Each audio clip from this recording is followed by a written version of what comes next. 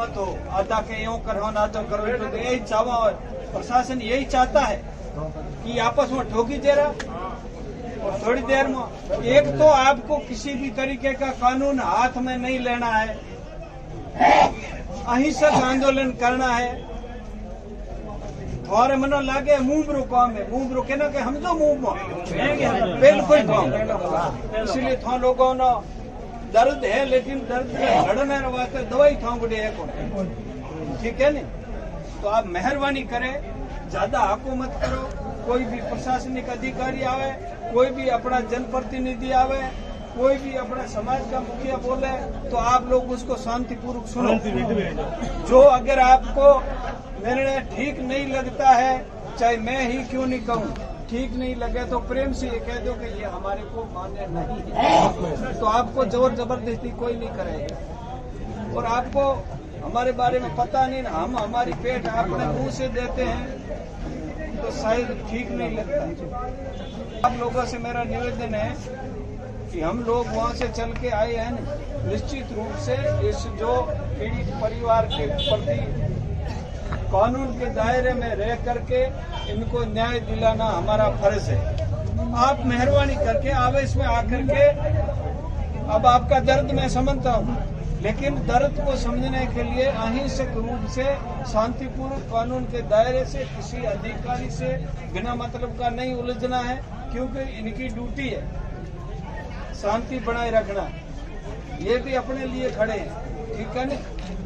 तो आप मेहरबानी करके, अगर आपको अभी थोड़ी देर मैं पास में नहीं था, लक्ष्मण जी ने आपको जो बताया है वो आवाज मत करना मुझे आप। तो इसलिए अभी सेक्शन 143, 447 घर में घुसना, आपकी जमीन में 509 और 31R, 31S, 325A और 31G SC/ST एक्ट में दर्ज। अगर किसी को जबरदस्ती कोई काम करवाएंगे, पुलिस अपने दबाव में कोई गिरफ्तार कर लेगी, तो आगे मजिस्ट्रेट भी पूछा कि इसके एविडेंस क्या आपके पास में, कैसे गिरफ्तार कर लिया।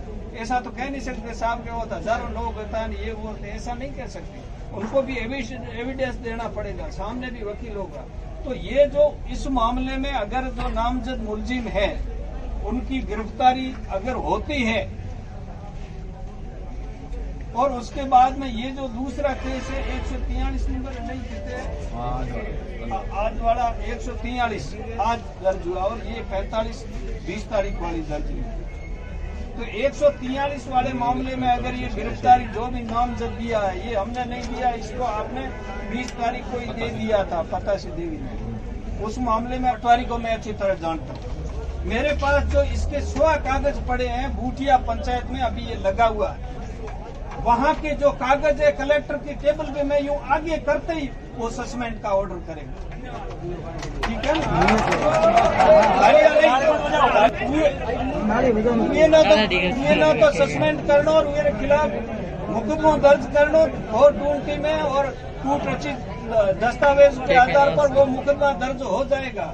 और ये जब वो मैं कागज पेश करूंगा कि साहब ये आदमी वो प्रमाणित है मेरे पास, ये आदमी इस तरीके का कृत्य कर सकता है, तो ये जो इनके वाली जो तरमीम की गई है, अभी थोड़ा सा क्योंकि अभी मैं आया हूँ, लक्ष्मण जी भी आए हैं। अब ये जो आपकी रोड निकली है, किसी ने कहा कि रोड जो कटान मार्ग है उस जगह न निकल के रोड आउट निकली है, आउट निकलती है तो इन्होंने जो तरमीम की है उसके आगे आ जाएगी, आपकी जमीन के आगे।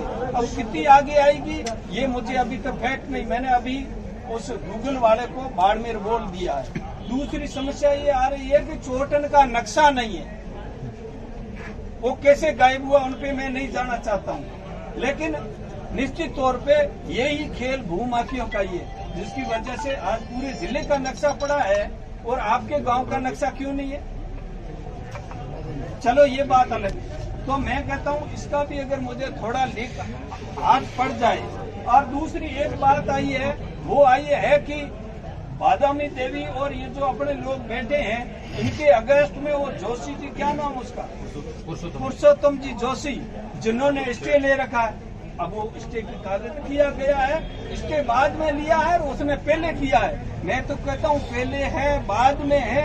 अगर किसी सक्षम न्यायालय का आदेश है तो उस आदेश के तहत ये चाहे वो जोशी जी है चाहे कोई भी है सभी पाबंद है और कोई उसमें छेड़छाड़ नहीं कर सकते।